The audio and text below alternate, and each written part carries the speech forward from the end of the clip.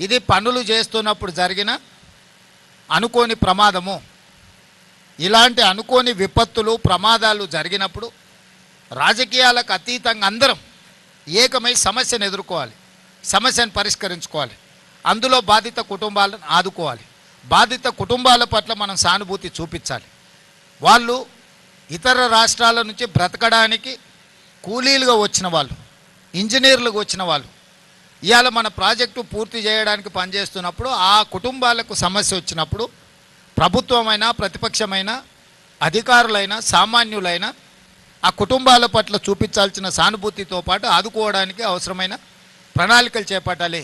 అదేవిధంగా సమస్యను పరిష్కరించడానికి ఇంత విపత్తు వచ్చినప్పుడు ఈ విపత్తులో నైపుణ్యం ఉన్న 11 ప్రభుత్వ కేంద్ర ప్రభుత్వ రంగ సంస్థలు ఈరోజు ఇక్కడ పనిచేస్తున్నాయి నిరంతరం. అందులో ముఖ్యంగా మన ఆర్మీ జవాన్లు మొత్తం వ్యవస్థ ఇక్కడ ఉన్నది. దేశ భద్రత కోసం ప్రాణాలు ఇచ్చే ఆర్మీ కూడా ఈ వ్యవస్థలో పనిచేస్తుంది. టన్నెల్ ఎక్స్పర్ట్స్ ఉన్నారు, సింగరేణి ఎక్స్పర్ట్స్ ఉన్నారు, నేషనల్ డిజాస్టర్ మేనేజ్మెంట్కి సంబంధించిన వాళ్ళు ఉన్నారు. అంటే ఈ దేశంలో ఎన్ని రకాల సంస్థలు ఉన్నాయో రాష్ట్ర కేంద్ర ప్రభుత్వ రంగ సంస్థలతో పాటు ప్రైవేట్ ఏజెన్సీస్ కూడా ఈ సమస్యను పరిష్కరించడానికి సంపూర్ణంగా ఈరోజు ప్రభుత్వానికి ఈ సమస్యను పరిష్కరించడానికి అండగా నిలబడ్డాయి. అయినా 8 మంది ఈ ప్రమాదంలో గల్లంతైంది. ఇప్పటి వరకు వాళ్ళ ఆచూకీ తెలియలేదు. వాళ్ళు బ్రతికున్నారా, వాళ్ళు మరణించినరా, లేకపోతే వాళ్ళు ఏ పరిస్థితిలో ఉన్నారో ఇంతవరకు నిపుణుల్లోకి అంచనాకు రాలేదు. మిగతా వాళ్ళు దాదాపుగా ప్రమాదం నుంచి బయటపడడం, బ్రతకడం, వాళ్ళందరినీ బయటకు తీసుకురావడం జరిగింది.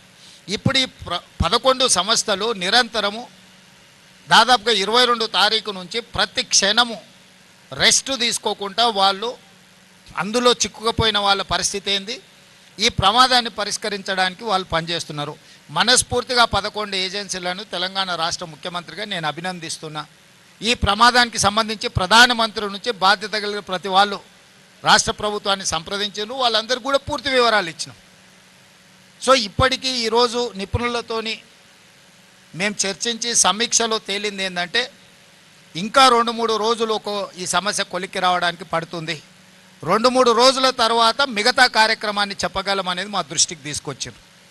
ఈరోజు ఒక పక్కన మట్టి, ఇంకొక పక్కన నీళ్లు, దాదాపుగా 13.5 కిలోమీటర్ల లోపల పనిచేయడం వల్ల ఆ కన్వేయర్ బెల్ట్ కూడా పాడవడం వల్ల వాళ్ళు అక్కడ తీసిన మట్టి కానీ లేకపోతే ఇతర వాటిని బయటికి పంపించడానికి వెసులుబాటు లేకుండా పోయింది. రేపటిలోగా ఆ కన్వేయర్ బెల్ట్ రిపేర్ చేసి అందులో వెళ్తున్న మట్టిని కానీ వీటన్నిటిని కన్వేయర్ బెల్ట్ ద్వారా బయటకు పంపించగలిగితే కొంత పనులలో వేగం వస్తుంది. మూడవది, లోపల ఎక్కడ మనుషులు ఉన్నారు, ఎక్కడ మిషనరీ ఇరుక్కున్నది, వీటన్నిటిని కూడా ఒక అంచనాకి పూర్తి స్థాయిలో రాలేకపోతున్నారు. ప్రాథమిక అంచనా వచ్చింది కానీ పూర్తి స్థాయి అంచనా అనేది ఇంతవరకు వాళ్ళకి రాలేదు.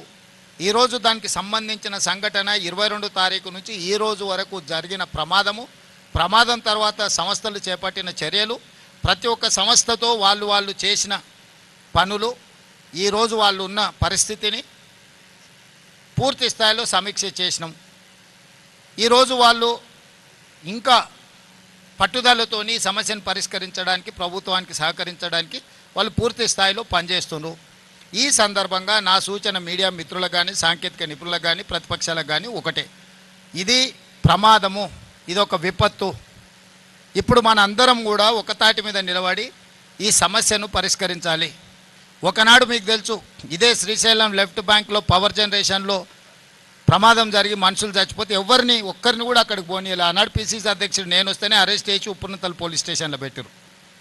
అదేవిధంగా దేవాదుల ప్రాజెక్టులో మరణించినా, లేకపోతే కాళేశ్వరంలో మరణించినా, లేకపోతే ఎక్కడ మరణించినా కూడా ఆనాడు ప్రభుత్వం ప్రతిపక్షాలను అనుమతి ఇవ్వలేదు, ప్రభుత్వంలో ఉన్న పెద్దలు అక్కడికి పోలేదు. కానీ ఈరోజు మేము జరిగిన 1 గంట లోపలే తెలిసినంబడే ప్రత్యేక హెలికాప్టర్ ఇచ్చి ఉత్తమ్ కుమార్ రెడ్డి గారిని, జూపల్లి కృష్ణారావు గారిని ఇక్కడికి స్పాట్కు నేను పంపించిన. ప్రతి నిమిషం ఇక్కడ నుంచి మానిటరింగ్ చేసిన. వీరు ఇక్కడి నుంచి ఉండి కేంద్ర ప్రభుత్వంతో, మిలిటరీతోని, ఇతర నేవీతోని, ఇతర అన్ని రకాల సంస్థలతోని, వారికి ఉన్న ఆర్మీలో పనిచేసిన అనుభవం, ఎయిర్ ఫోర్స్లో పనిచేసిన అనుభవంతో వారి బ్యాచ్మెట్స్ కానీ ఆ సంస్థలో ఉండే కొత్త అధికారులతో ఉత్తమ్ కుమార్ రెడ్డి గారికి ఉన్న అన్ని పరిచయాలను వాడి అన్ని సంస్థలను వాయువేగంగా ఇక్కడికి రప్పించి ఈ పనులను ఎట్లయినా ఈ సమస్యను పరిష్కరించాలి. నేను కూడా ప్రధానమంత్రి గారితో మాట్లాడి ప్రధానమంత్రి నుంచి కూడా మనం సహకారం తీసుకొని, కేంద్ర ప్రభుత్వం నుంచి సహకారం తీసుకొని దీన్ని పరిష్కరించాలనే ప్రయత్నం చేస్తున్నాము. ఇది ఒక రాజకీయ పార్టీ రాజకీయ సమావేశంలో రాజకీయ పార్టీలు ఏదో పని చేయబోతే అక్కడ జరిగిన ప్రమాదం కాదు. ఇదొక గొప్ప ప్రాజెక్టు. ప్రపంచంలోనే అతి పొడవైన టన్నెల్ ఇది. ప్రపంచంలో 44 కిలోమీటర్ల టన్నెల్ ఎక్కడా లేదు. ఇది ప్రపంచంలో మానవులు సృష్టించిన ఒక అద్భుతం. ఆ పనులు చేస్తున్నప్పుడు గత నిర్లక్ష్యాన్ని వదిలి ఈరోజు ఆ పనులను పూర్తి చేయాలనుకున్నప్పుడు జరిగిన దురదృష్టకరమైన సంఘటన. ఈరోజు మేము మనోధైర్యం కోల్పోలేదు. ఈరోజు ఇంకా పట్టుదలతోని ప్రాజెక్టును పూర్తి చేయాలని ప్రభుత్వం భావిస్తుంది. అదే సమయంలో ప్రమాదంలో చిక్కుకుపోయిన వాళ్ళు, ప్రమాదంలో కుటుంబ సభ్యులు, అందులో ఉన్న కుటుంబాలు ఏవైతే ఆందోళన చెందుతున్నాయో, ఈరోజు ఆ 8 మందికి సంబంధించిన కుటుంబాలను ఆదుకోవడానికి తెలంగాణ రాష్ట్ర ప్రభుత్వం సిద్ధంగా ఉన్నది. ఆ కుటుంబాలను ఆదుకోవడం మన బాధ్యత. ప్రభుత్వం మానవత్వాన్ని చూపిస్తున్నది ఇక్కడ. ఈ రకంగా ముందుకెళ్లే సమయంలో మాకు సహకరించాల్సిన వాళ్ళు, ప్రాజెక్టు పరిశీలిస్తామంటే మేము పంపించినాం, ప్రాజెక్టును చూడమన్నాం, సూచనలు చేయమన్నాం. ఎవరు ప్రజాప్రతినిధులను ఎవరిని కూడా మేము ఎవరిని నియంత్రించలేదే, నిర్బంధించలేదే. గతంలో వాళ్ళు చేసినట్టు మేము ఏది చేయలేదే. ఇంత పారదర్శకంగా ప్రభుత్వం ఈ సమస్యని పరిష్కరించేటప్పుడు ఇంకా మమ్మల్ని తప్పు పట్టాలని మాట్లాడుతున్నారు. ఇది ఏమాత్రం సమంజసం కాదు. ఇప్పుడే మా చర్చలలో మనుషులు మిషన్లతో పాటు ఈ సమస్యను పరిష్కరించడానికి అవసరమైతే రోబోలను కూడా వాడండి అని చెప్పి ఇప్పుడు అధికారులకు మేము సూచన చేయడం జరిగింది. ఎందుకంటే హ్యూమన్ లాస్ ఉండొద్దు. ఇంకా ఫర్దర్ ఈ ప్రమాదాన్ని పరిష్కరించే దాంట్లో ఎక్కువ లోపలికి మనుషులు వెళ్ళి పనిచేస్తున్నప్పుడు ఇంకేదైనా అనుకోని దుర్ఘటన జరిగితే ఎవరికి కూడా చిన్న దెబ్బ కూడా తగులొద్దు. ప్రాణాల సంగతి చాలా దూరం. చిన్న దెబ్బ కూడా ఈ అధికారులకు ఈ సమస్యను పరిష్కరించడం దాంట్లో పాల్గొంటున్న సిబ్బందికి ఎవరికి కూడా చిన్న సమస్య కూడా రాకూడదు. ఏ సమస్య తెచ్చుకోకుండా ఉన్న సమస్యను పరిష్కరించాలనేది ప్రభుత్వం యొక్క ఆలోచన. అందుకే ఈరోజు అవసరమైతే రోబోలను కూడా లోపలికి పంపించి వీటికి సంబంధించిన పనులను చేయడానికి కూడా పరిశీలించమని ఇప్పుడు అధికారులకు ఆదేశాలు ఇచ్చినాం. ఉత్తమ్ కుమార్ రెడ్డి గారు కూడా వారి అనుభవాన్ని ఉపయోగించి ఈ రోబోలను కూడా అవసరమైతే తీసుకొచ్చి ఆ రకంగా కూడా ఈ సమస్యను అడ్రస్ చేయాలనే ప్రయత్నం చేస్తున్నాం.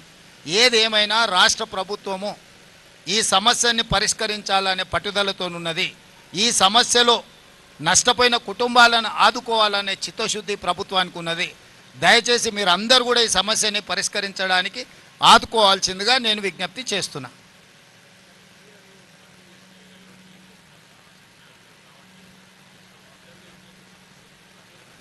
అంటే ఇప్పటివరకు ఎన్జీఆర్ఏ మార్క్ చేసిన దగ్గర ఎక్కడైతే బాడీ అంటే ఎక్కడైతే మనుషులు ఉండడానికి అవకాశం ఉందన్న దగ్గర ర్యాక్ మైనర్స్ తవ్వితే దాంట్లో మెకానికల్ ఎక్విప్మెంటే వెళ్ళింది. అక్కడ మనుషుల ఆనవాళ్ళు ఏం కనిపించలేదు. సో ఫర్దర్గా చేయాలనంటే అది ఉధృతంగా బురద వస్తుంది, నీళ్ళు వస్తున్నాయి, కొంచెం కొంచెంగా తొలగించాల్సి వస్తుంది. ఇప్పుడు మన కన్వేయర్ బెల్ట్ లేకపోవడం వల్ల వాళ్ళు తొలగించిన మట్టిని మనం పూర్తి స్థాయిలో బయటికి కదిలించలేకపోతున్నాం. అందుకే రేపటి సాయంత్రంలోగా కన్వేయర్ బెల్ట్ను ఫస్ట్ మనం పని చేసే విధంగా తెచ్చుకుంటే అప్పుడు మట్టి వేగంగా తొలగించడానికి వస్తుంది. మట్టి తొలగించిన తర్వాత మిషన్తో పాటు మనుషులు ఎక్కడున్నారనేది వెతకాలి. ఇప్పుడు టెంటేటివ్గా ఇక్కడ ఉండొచ్చు అని ఆనవాళ్ళను గుర్తించింది, కానీ నాట్ ఎగ్జాక్ట్లీ ఇక్కడ ఉన్నారు అనే స్పష్టత ఇంతవరకు రాలేదు.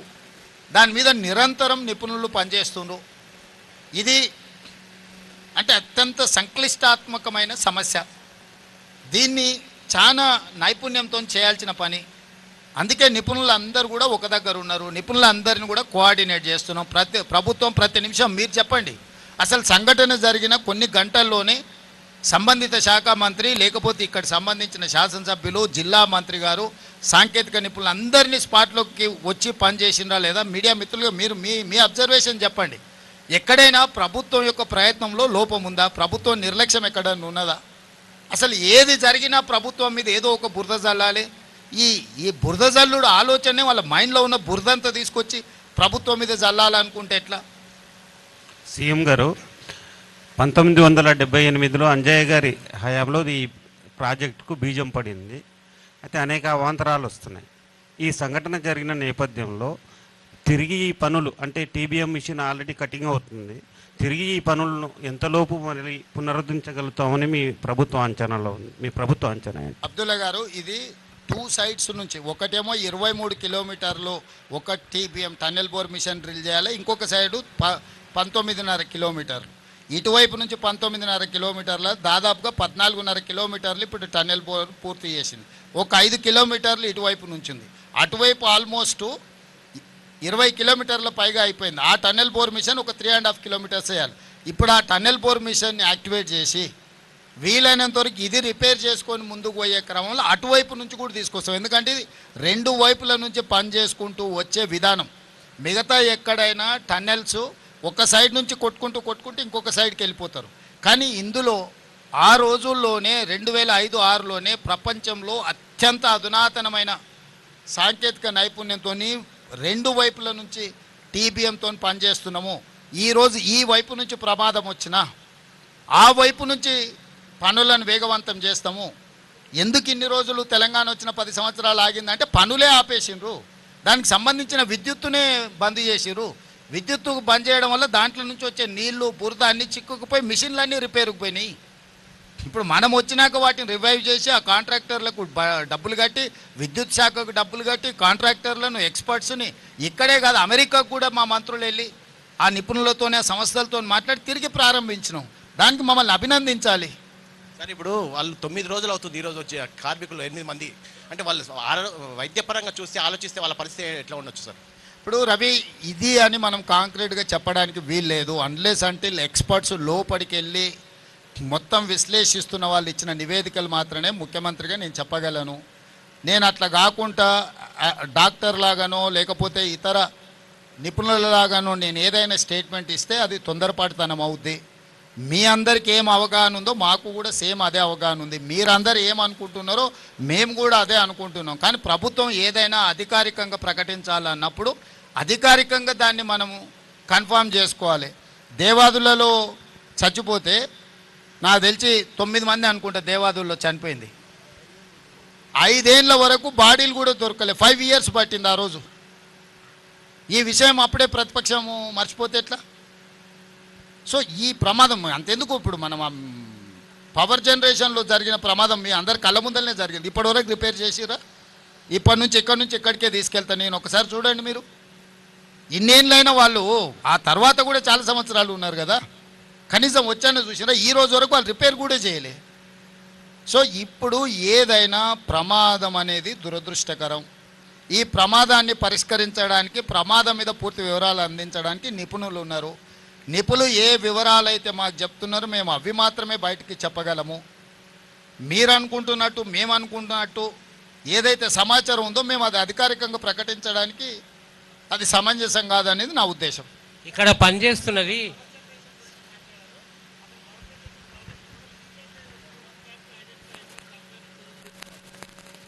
ఇప్పుడు ఆ పవర్ జనరేషన్లో ఉన్న సమస్యల్ని జనరేషన్ వాళ్ళకి చెప్పినాం.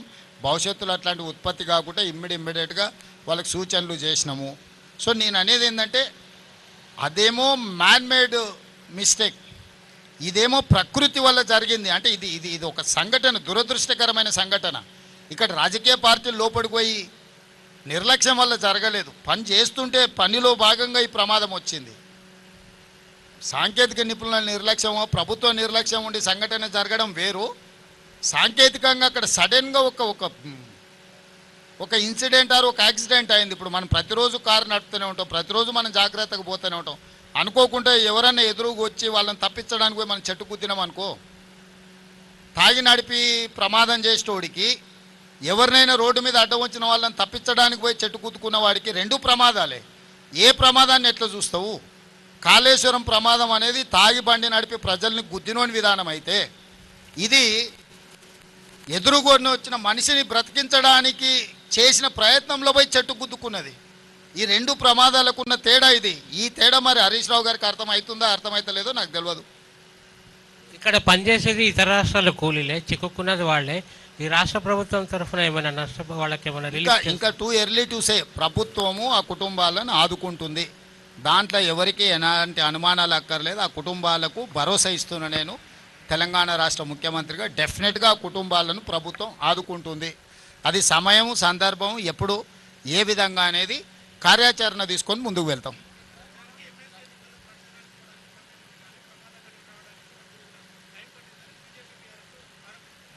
కరెక్ట్. కేసీఆర్ ఏడున్నాడు? ప్రధాన ప్రతిపక్ష నాయకుడు ప్రభుత్వాన్ని నిలదీయాలి కదా. కిషన్ రెడ్డి ఏడున్నాడు? కిషన్ రెడ్డి ఏ ప్రచారాలలో తిరిగిండు? కేసీఆర్ ఎక్కడున్నాడు? నేను నా మంత్రులను అందరినీ, ఒక్క మంత్రిని కాదు, మా ఉప ముఖ్యమంత్రిని, సాగునీటి పారుదల శాఖ మంత్రిని, మా ఎక్సైజ్ అందరు మంత్రులను, మా వ్యవస్థ మొత్తం ఇక్కడనే ఉంది. నేను యాజ్ ఏ టీమ్ లీడర్ అక్కడి నుంచి మినిట్ టు మినిట్ పరిశీలించుకుంటూ మా టీంకి అందరికీ నేను సూచనలు చేస్తున్నా. గతంలో జరిగిన పన్నులల్లో ఎక్కడైనా వాళ్ళు ఇట్లాంటి ప్రయత్నం చేసిండ్రా? నన్ను అడుగుతురు కదా ఎన్నికల ప్రచారంలో. హరీష్ రావు గారు దుబాయ్లో పోయి దావతులు చేసుకోలే. హరీష్ ఏడున్న ప్రమాదం జరిగినప్పుడు హరీష్ పాస్పోర్ట్ ఒకసారి బయట పెట్టమను. ప్రమాదం జరిగిన తర్వాత హరీష్ దుబాయ్లో పోయి దావతులు చేసుకున్నాడా లేదా? ఈరోజు ఎయిర్పోర్ట్లో వివరాలు ఉంటాయి. కాదనమను హరీష్, అవన్నీ తీసి బయట పెడతా. అధికారికంగా ప్రభుత్వం నుంచి లేఖ రాస్తా. ఈ ప్రమాదం జరిగిన తర్వాత హరీష్ రావు దుబాయ్కి పోయి అబుదాబీలో 2 రోజులు దావతులలో మునిగి తేలింది హరీష్ రావు కాదని హరీష్ రావు గారిని చెప్పమను. అబుదాబీలో దావతులలో మునిగి తేలినోడు అంత దిగిన తర్వాత వచ్చి మేము ఇన్ని రోజులు ప్రమాదం సంఘటనలో ఇబ్బంది కలగకుండా ఉండడానికి రాలేదంటున్నాడు. మరి ప్రమాద సంఘటనలో ఆయన వస్తే ఇబ్బంది జరుగుతుందంటే ముఖ్యమంత్రి వస్తే ఇబ్బంది జరగదా? ముఖ్యమంత్రి వస్తే ఇంకా పెద్ద ఎత్తున అంత రక్షణ వలయమంతా ఇక్కడికి వస్తుంది. అంటే అంటే సోయి తప్పి మాట్లాడితే ఎట్లా? నేను విమర్శించదలుచుకోలేదు, నేను అట్లాంటి మాటలు మాట్లాడదలుచుకోలేదు. నా పాయింట్ సింపుల్. అత్యంత దురదృష్టకరమైన ప్రమాదం జరిగింది. ప్రమాదం నుంచి ఎట్లా బయటపడాలి, ప్రమాదంలో నష్టపోయిన కుటుంబాలను ఎట్లా ఆదుకోవాలి, జరిగిన సంఘటన నుంచి ఎట్లా బయటకు రావాలని మేము ప్రయత్నం చేస్తుంటే ఎట్లా బురద జల్లాలి అని వాళ్ళ మెదడులో ఉన్న బురదంతా తీసి మంత్రుల మీద. ఉత్తమ్ కుమార్ రెడ్డి గారు నాకంటే ఎక్స్పర్ట్. వాళ్ళు దేశం కోసం సైన్యంలో పనిచేసిన వాళ్ళు, సైన్యంలో పనిచేసిన అనుభవాన్ని మొత్తం ఉపయోగించి ఈరోజు ఈ సమస్యని అడ్రస్ చేసిన. నేను వచ్చుంటే కూడా ఈ స్థాయిలో ఇన్ని ఏజెన్సీలను నేను పూల్ చేయలేకపోతుంటే, ఇన్ని ఏజెన్సీలను పిలవాలన్న ఆలోచన కూడా నాకు రాకపోతుండే. ఉత్తమ్ కుమార్ రెడ్డి గారికి ఉన్న ఆర్మీలో ఏదైతే అనుభవం ఉందో, ఒక సైనికుడిగా పనిచేసిన ఉత్తమ్ కుమార్ రెడ్డికి ఇట్లాంటి క్రైసిస్ని ఎట్లా అడ్రస్ చేయాలనో హీఈస్ ఎక్స్పర్ట్ ఆన్ దట్. ఆయన ఇక్కడ కూర్చొని సైట్లో కూర్చొని మానిటరింగ్ చేస్తే అసలు అర్థం పర్థం లేకుండా మరీ ఇంత దిగజారి మాట్లాడుతున్నారు. ఎందుకు ఇట్లా తయారయ్యారు? అధికారం కోల్పోయినారు సరే, కానీ మైండ్ కూడా కోల్పోయారా? అసలు ఏమైనా పిచ్చి పట్టిందా? అయింది వీళ్ళకి దయ్యం పట్టిందా? అబ్దుల్లా ఏదైనా మన నల్లమల్లలో ఈ దయ్యాలు వదిలించేటోళ్ళు ఉంటారు కదా, ఏమన్నా ఏ పాకులతోనే ఏమన్నా చెప్పి, నీకు తెలుసు కదా కొంతమంది భూత వైద్యులు, వాళ్ళతోనే ఏదైనా చెప్పి సరే.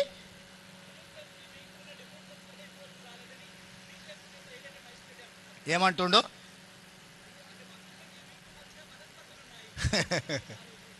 సరేలే సరే.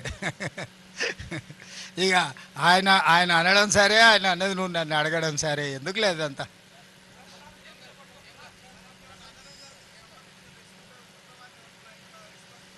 అందుకే ఇప్పుడు మానవ ప్రయత్నాలు అయినాయి. రోబోస్ను కూడా అవసరమైతే ఇందులో వాడండి, అవకాశం ఏముందో పరిశీలించండి అని చెప్పినాం. ఎవరిని అవసరమైతే వాళ్ళను, ప్రపంచంలో ఉండే ఎవరినైనా కూడా మేము తీసుకురావడానికి సిద్ధంగా ఉన్నాం. ఈ సమస్యను పరిష్కరిస్తాం. దయచేసి మిమ్మల్ని అందరు నా రిక్వెస్ట్ ఒకటే, ఇది మనందరి సమస్య. ఈ సమస్యను మనందరం కలిసి పరిష్కరించుకుందాం. సమస్యలో ప్రమాదం జరిగిన కుటుంబాలను మనం కలిసి ఆదుకుందాం. దానికి మీరు పూర్తిగా సహకరించాల్సిందిగా మీ అందరినీ కోరుకుంటున్నా. ధన్యవాదాలు.